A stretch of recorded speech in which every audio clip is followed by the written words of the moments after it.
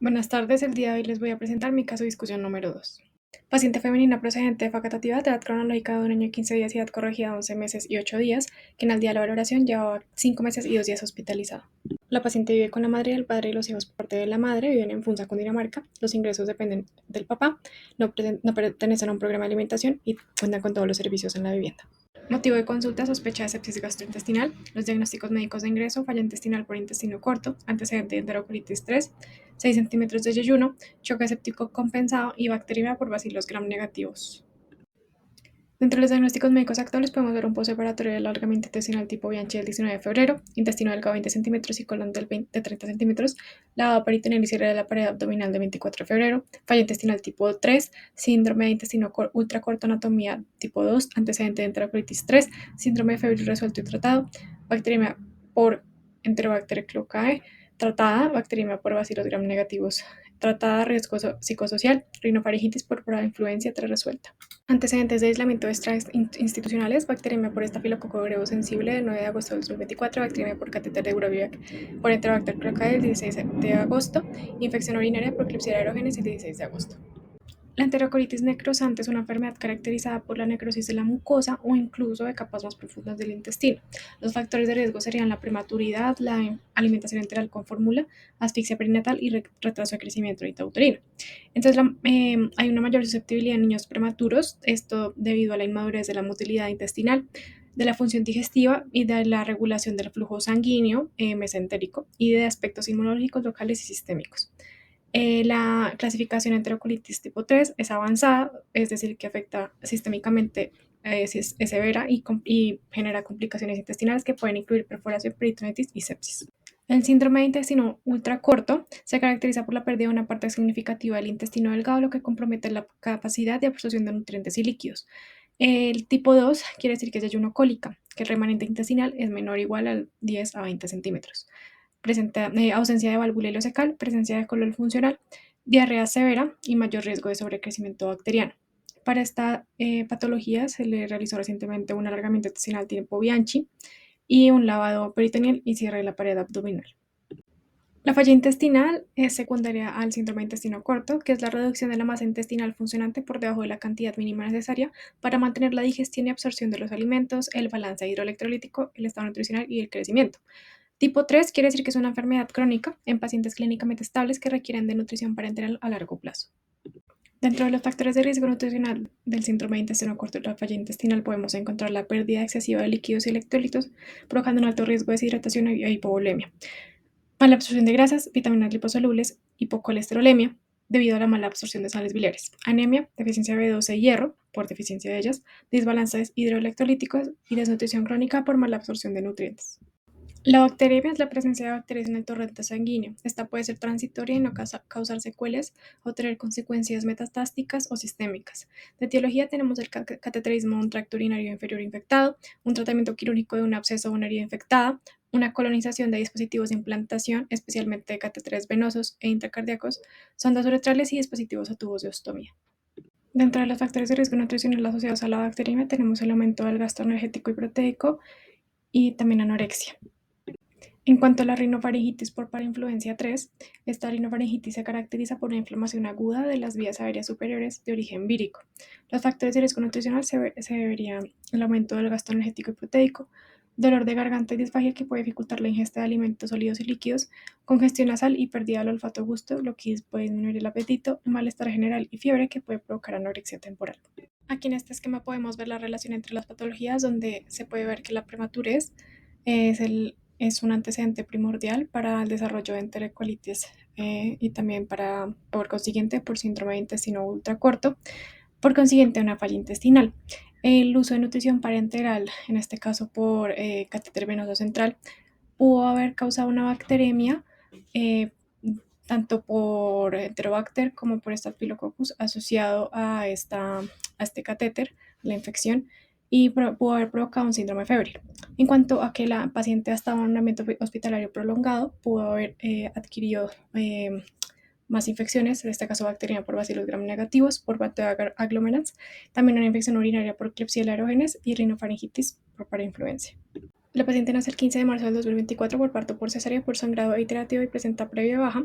Ha sido hospitalizada inicialmente 15 días de vida por SDR, egresó a casa y reconsultada con diagnóstico de enterocolitis necrosante, hospitalizada en el hospital de Facatativá, donde le realizaron 3 intervenciones quirúrgicas con reporte de 6 centímetros de ayuno. Llega remitida al hospital de San Vicente de Paúl, realizan colon que observan colon transverso, descendente y recto. Inician alimentación parenteral y enteral con Pepti Junior 40 cada 4 horas por boca, complementando por gastrostomía. En septiembre de 2024 presentó cuadros de sepsis con requerimiento de manejo de unidad de cuidados intensivos. El 11 de octubre egresó del Hospital San Vicente de Paul con programa domiciliario y el 18 de octubre ingresa a UCI por persistencia de fiebre, deterioro clínico y pura tolerancia a la vía oral. Y según la madre, la IPS encargada de cuidado en caso suspende nutrición parenteral. El 21 de octubre se inicia soporte nutricional enteral, infusión continua con fórmula extensamente hidrolizada y parenteral ciclada 15 horas. El 22 de octubre se inicia vía oral con fórmula extensamente hidrolizada. El 25 inicia alimentación complementaria de 2 tiempos de comida. El 29 de noviembre se cambia la fórmula elemental. El 9 de enero hallan fístula versus anastomosis estenótica, enterocolónica 19 centímetros del borde anal y estenosis colónica 20 centímetros del borde anal. Y el 19 de febrero nada viral por procedimiento quirúrgico. Se reinició la parenteral al día siguiente, el 20 de febrero se considera fortificación a 0,8, el 11 de marzo se ve que la paciente no lo toleró, entonces se cambió de nuevo la fortificación a preparación estándar y del 17 al 20 de marzo se mantuvo el mismo plan, el soporte nutricional enteral con fórmula elemental con Neocate, en infusión continua 5 cc por hora por gastrostomía y 4 tomas de 4 cc vía oral y soporte parenteral ciclada 16 horas. Entre consultas en trabajo social, actualmente se encuentra bajo la protección del ICBF, se encuentra con el acompañamiento de la Fundación Proyecto Unión, la cual tiene asignado un acompañamiento de 24 horas. Los padres tienen permiso de acudir en ciertos horarios controlados. Para el momento del egreso, la paciente irá a esta fundación donde se le brindará el cuidado adecuado. En gastroenterología pediátrica, la paciente candidata a un inicio de enterohormona que una vez cumple los 2 a 4 meses postoperatorios y tenga un peso de 10 kilogramos. Y por fono, la paciente presenta una alteración de la fase oral de la deglución. En cuanto a los laboratorios médicos de ingreso, podemos ver que la paciente presentó anemia microcítica, leucocitosis, monocitosis y trombocitopenia.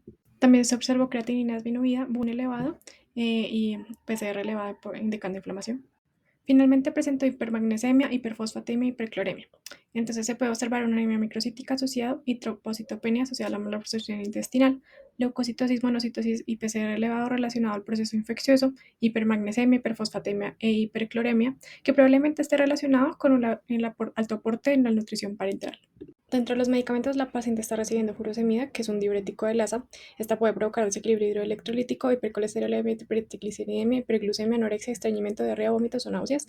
Prednisolona es un glucocorticoide de administración oral que puede provocar úlceras, hemorragias gastrointestinales. Es omeprazol, que es un inhibidor selectivo de la bomba de protones. Puede causar deficiencia de B12, hierro, calcio, zinc, diarrea, flatulencias, náuseas, vómitos o estreñimiento. Ondansetron, que es un antagonista potente de los receptores de serotonina, que puede causar estreñimiento o diarrea. Domperidona, que es un antagonista dopaminérgico que actúa estimulando la motilidad gástrica, que puede provocar diarrea. Loperamida, que es un antidiarreico que puede provocar estreñimiento, náuseas o flatulencias. Y rifaximina, que es un antibiótico bactericida que no tiene interacción. En la valoración antropométrica al nacer podemos ver que es una paciente que nació a las 36 semanas de edad gestacional, lo que indica que es una prematura tardía, a los 3.695 gramos, dentro del percentil 90 al 97. De datos de longitud y perímetro cefálico no se dieron, no se reportaron, lo que sería una interpretación de recién nacida prematura tardía con un peso grande para la edad gestacional. En la valoración antropométrica actual del día 17 de marzo del 2025, que fue la fecha en la que se realizó la última valoración completa, se observó un peso de 9.273 gramos que se encuentra dentro de un percentil 0 a 1, lo que daría una interpretación de peso adecuado para la longitud. Y en cuanto a la longitud, se observa un peso de 74.5 centímetros que se encuentra dentro de un percentil del 0 a 1 desviación estándar, con interpretación de longitud adecuada para la edad. En cuanto al perímetro cefálico, de 46 centímetros, que se encuentra dentro de una desviación entre 1 a 2 desviaciones estándar, lo cual indicaría un perímetro cefálico adecuado para la longitud. En cuanto al perímetro braquial, que fue 16 centímetros, que se encuentra entre 1 y 2 desviaciones estándar, lo cual se interpretaría como un perímetro braquial con tendencia al exceso. En cuanto a la velocidad de ganancia de peso, podemos observar que la paciente ingresó casi en un riesgo de desnutrición, pero a medida que fue pasando el tiempo, fue fluctuando su ganancia entre adecuada y sobreadecuada hasta el día de la valoración. La interpretación de la valoración antropométrica, podemos ver una paciente de 1 año de edad cronológica y 11 meses de edad corregida, nacida prematura o tardía, con peso grande para la edad gestacional, con longitud adecuada para la edad, con peso adecuado para la longitud, perímetro cefálico adecuado para la longitud y con perímetro braquial con tendencia al exceso. Ha tenido ganancias de peso entre adecuadas y sobreadecuadas. En cuanto al examen físico, podemos observar una paciente con adecuado estado general y alerta, con conjuntivas pálidas, con mucosa oral pálida, sin distensión abdominal y presencia del botón de gastrostomía sin signos de infección, con reservas energéticas con tendencia al acceso y con piel con leve palidez. En la interpretación del examen físico podemos identificar una palidez generalizada por posible deficiencia de hierro, B9 y B12 y reservas energéticas con tendencia al exceso. Dentro de los accesos podemos ver un catéter Broviac del 18 de septiembre del 2024, que fue extra institucional, y gastrostomía. Los laboratorios médicos actuales del 17 de marzo del 2025 se puede observar una anemia microcitífica hipocrómica, una leucocitosis, linfocitosis y neutropenia y eosinofilia. También podemos observar una fosfatasa alcalina elevada, creatinina disminuida, BUN elevado, hipocolesterolemia y colesterol HDL disminuido. Una ligera hipocalemia, hiperfosfatemia e hipercloremia. Podemos interpretar de esos laboratorios que se observa una anemia microcítica hipocrómica, indicando deficiencia de hierro, hipocolesterolemia y HDL disminuida, estas tres asociadas a la mala absorción intestinal. También se observa una leucocitosis, linfocitosis y neutropenia, las cuales se relacionan con el evento infeccioso que presenta la paciente, fosfatasa alcalina elevada, que puede estar relacionada al uso prolongado de nutrición parenteral, o también podría estar indicando posiblemente un daño hepático, creatinina disminuida y BUN elevado, indicando catabolismo proteico, hiperfosfatemia, hipermagnesemia e hipercloremia, que probablemente esté relacionado con el aporte en la nutrición parenteral. La paciente presenta una alteración de la fase oral de la deglución, el apetito se encuentra conservado, no presenta intolerancia ni alergias, no se evidencia distensión abdominal, se reporta un vómito. El gasto mixto ha ido disminuyendo desde el 16 al 19 de marzo, el gasto máximo es de 1100 cc. Dentro de la anamnesis alimentaria de la nutrición parenteral podemos observar un peso de trabajo de 9.273 gramos, un aporte hídrico por la parenteral de 110 cc por kilogramo al día, un volumen total de 1020 cc día, un goteo a las 16 horas de 8 a 12 de la mañana de 63.8 cc a la hora, un aporte calórico de la parenteral de 71 kilocalorías por kilogramo al día, lo que aportaría un 67% del valor calórico total, una relación de 1,20 y una concentración de 10.5. Entonces, bueno, con esto podemos observar que hay un déficit frente a las guías de manejo en cuanto a calorías. En cuanto a los macros, que la aminoácidos se encuentra un 3, lípidos un 2 y dextrosa un 8. Esto es con un adecuado manejo frente a las guías. En cuanto a los micronutrientes, se puede observar un cloruro de sodio de 4, cloruro de potasio de 3, gluconato de calcio de 0.8, sulfato de magnesio de 0.2, glicerofosfato de sodio de 0.1, vitalipid de 2300, solubil de 56 y pH de 100. Dentro de esto se puede observar que hay un exceso según las guías de manejo de cloruro de sodio y en déficit según las guías de manejo de glicerofosfato de sodio. En cuanto al soporte nutricional enteral, podemos ver que es con fórmula elemental Neocate en infusión continua 5 cc por hora por gastrostomía, con un aporte hídrico de 12.9 cc por kilogramo al día, un aporte calórico de 9 calorías, lo que cubriría el 8% del valor calórico total, y un aporte proteico de 0.2 gramos por kilogramo al día. La anamnesis alimentaria vía oral, esta también es con fórmula elemental Neocate, 4 tomas de 4 cc a las 9, 12, 3 y 6 pm, un aporte hídrico de 1.7 cc por kilogramo al día, un aporte calórico de 1.2, lo que cubriría un 1.1% de valor calórico total y 0.3 gramos al día de proteína. Y ya en cuanto a la anamnesis junta de los tres soportes, el aporte hídrico estaría de 125 cc por kilogramo al día, que estaría dentro del rango de 120 a 150, aporte calórico de 81 kilocalorías por kilogramo al día, lo cual cubriría un 77% del valor calórico total, y un aporte proteico de 3.2 gramos por kilogramo al día. Dentro de los factores de riesgo nutricional tenemos parto por cesárea, no lactancia materna exclusiva, uso de fórmula, familia de escasos recursos, familia numerosa, medicamentos con efectos secundarios y aumento del gasto energético por infecciones y cirugías recientes. Diagnóstico nutricional de riesgo nutricional de etiología mixta. Ya en cuanto al tratamiento nutricional, tenemos como objetivos evitar el deterioro del estado nutricional, promover el crecimiento y desarrollo adecuados, minimizar el riesgo de complicaciones asociadas a su patología de base, evitar complicaciones asociadas al soporte nutricional enteral y parenteral, alcanzar el mejor nivel de calidad de vida. La prescripción dietaria sería un soporte nutricional mixto, donde vería un soporte nutricional enteral con fórmula elemental Neocate LSP con infusión continua 6 cc por gastrostomía. Este es un cambio porque estaba a 5 cc y se sube a 6. Soporte nutricional parenteral por vía central cíclica 16 horas a 63.8 cc por hora, sin cambios. También vía oral 4 tomas de 4 cc de la misma fórmula Neocate en las 9, 12, 3 y 6 pm, estas sin cambios. Todo esto que sea asistido, vigilado y a tolerancia. En cuanto a los requerimientos nutricionales, el requerimiento energético se obtuvo por la fórmula DRI con un factor de 1.3, factor de este es 1.3 por la patología, lo que dio un total de 105 kilocalorías por kilogramo al día.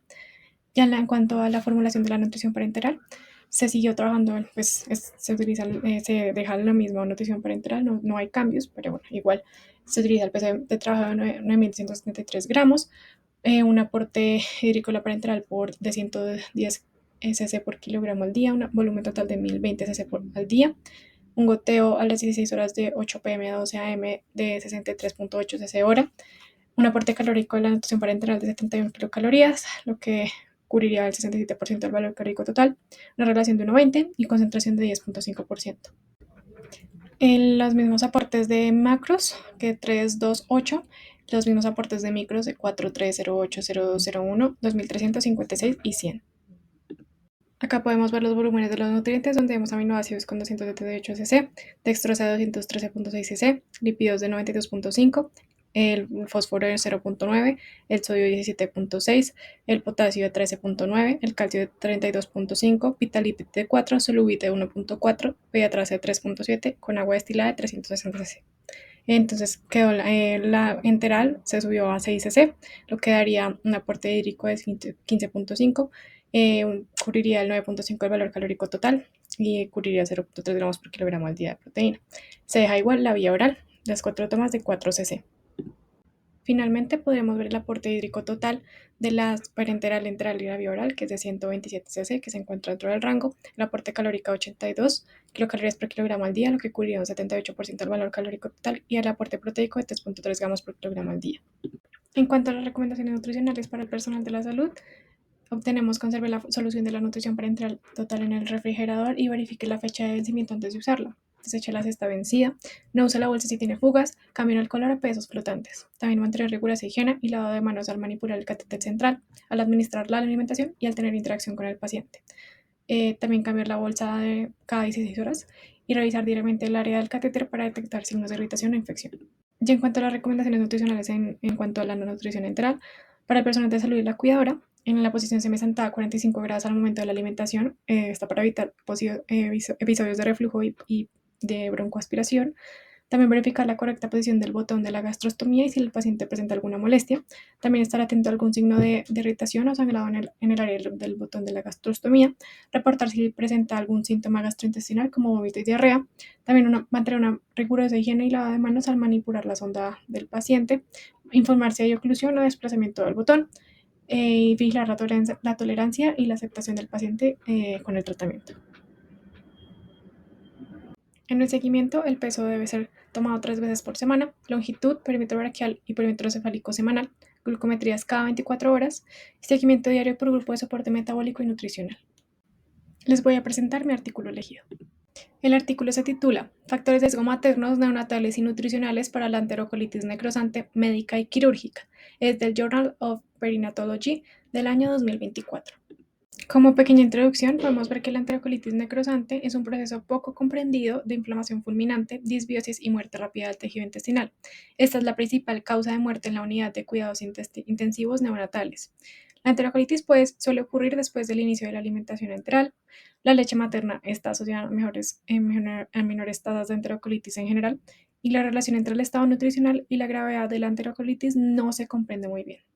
El objetivo del estudio fue identificar nuevos factores demográficos y clínicos, tanto maternos como infantiles, para ayudar a predecir la probabilidad de que un neonato progrese a cirugía o fallezca tras el diagnóstico de enterocolitis. En la metodología, el tipo de estudio es un estudio retrospectivo de cohorte basado en la revisión de datos de 10 años, de 2010 a 2020, en los pacientes de unidad de cuidados intensivos de nivel 4 en la Universidad Médica de Carolina del Sur. El estudio fue aprobado por el comité de esta universidad y no se requirió consentimiento informado. La enterocolitis se definió según los criterios de estadificación de Bell, incluyendo casos de estadio 2A o superior con hallazgos radiográficos de neumatosis o gas venoso portal. Se incluyeron 269 casos verificados mediante revisión secundaria por un neonatólogo o un enfermero neonatal experimentado. Se excluyeron 216 casos de diagnósticos clínicamente similares, por ejemplo, perforación intestinal espontánea, casos que ocurrieron fuera dentro de la unidad de cuidados intensivos neonatales, transferencias desde otros hospitales y falta de datos médicos complejos. La clasificación médica se definió como resulta con antibióticos y reposo intestinal, también suspensión de alimentación enteral, y en la quirúrgica, casos que requieren cirugía o fallecen. Se valoran 47 factores maternos y neonatales como las comorbilidades maternas, medicamentos, modo de parto, edad gestacional, síntomas al diagnóstico, valores de laboratorio antes y después del diagnóstico, tiempo entre el diagnóstico y la administración del primer antibiótico. En el análisis estadístico se compararon variables entre la enterocolitis médica y la quirúrgica usando pruebas de Student y chi cuadrado. También se utilizó regresión logística binaria para ajustar por factores de confusión como edad gestacional, peso al nacer, uso de esteroides prenatales, raza, sexo y día de vida. Se analizó el tipo de alimentación al momento del diagnóstico, clasificando los casos en leche materna fortificada, leche humana donada en banco, leche humana donada fortificada y fórmula para prematuros. Podría estar en más de una categoría. También la fortificación de la leche materna comenzaba a partir de los 100 mililitros por kilogramo al día o entre los días 3 a 7 de alimentación, según el peso al nacer. Se usaron proteínas intactas antes del 2017 y después fortificadores de leche materna humana de origen bovino con proteína hidrolizada de Similac, HMF. En los casos analizados, 216 casos de enterocolitis confirmados, donde el 61.6% eran enterocolitis médica, el 38.4% quirúrgica. Entre las características, la edad gestacional promedio fue 29.4 semanas, un peso al nacer promedio de 1.290 gramos. En el grupo de enterocolitis médica, en comparación con la quirúrgica, hubo una mayor cantidad de bebés pequeños para la edad gestacional y también una mayor edad al momento del diagnóstico, y únicamente los esteroides prenatales maternos mostraron una diferencia significativa en cuanto a los factores maternos. En cuanto a los laboratorios, se puede observar que comparada la enterocolitis quirúrgica con la médica, hubo resultados más significativos en la quirúrgica, ya que 24 horas post-diagnóstico se observó una PCR elevada. En las 48 horas post-diagnóstico, disminución de rápida de plaquetas en el grupo de quirúrgica y 72 horas post-diagnóstico, cambios significativos en leucocitos, hemoglobina y hematocrito. 149 casos de enterocolitis tenían registros electrónicos de nutrición neonatal disponibles en el momento del diagnóstico, donde el 67% eran de enterocolitis médica y el 33% de enterocolitis quirúrgica. La edad gestacional promedio fue 29.8 semanas, el peso al nacer promediando fue 1.386 gramos y hubo una edad mayor en la enterocolitis médica en comparación con la enterocolitis quirúrgica. No se observa una diferencia significativa en factores como el peso neonatal al nacer, la edad gestacional, la vía de parto al momento de la administración de antibióticos ni la puntuación OCA. Los bebés alimentados con leche materna en el momento del desarrollo de la enterocolitis mostraron una menor probabilidad de progresar a la enterocolitis quirúrgica, aunque este resultado no fue significativo. En cuanto a la fortificación de cualquier leche humana o de materno donante, se asoció con significativamente menos casos de enterocolitis quirúrgica. Los neonatos que reciben leche materna fortificada mostraron una prevalencia significativa menor de enterocolitis quirúrgica que los bebés alimentados con cualquier otro tipo de nutrición, y no se encontraron ninguna diferencia significativa en el uso de fórmula entre los dos grupos, quirúrgico y médico. La PCR elevada y las plaquetas bajas dentro de las 24 horas posteriores al diagnóstico se asocian significativamente con la progresión a cirugía o muerte relacionada a la enterocolitis. Pocos marcadores maternos o demográficos predijeron el riesgo de enterocolitis quirúrgica frente a la médica, más allá del peso al nacer y la edad gestacional.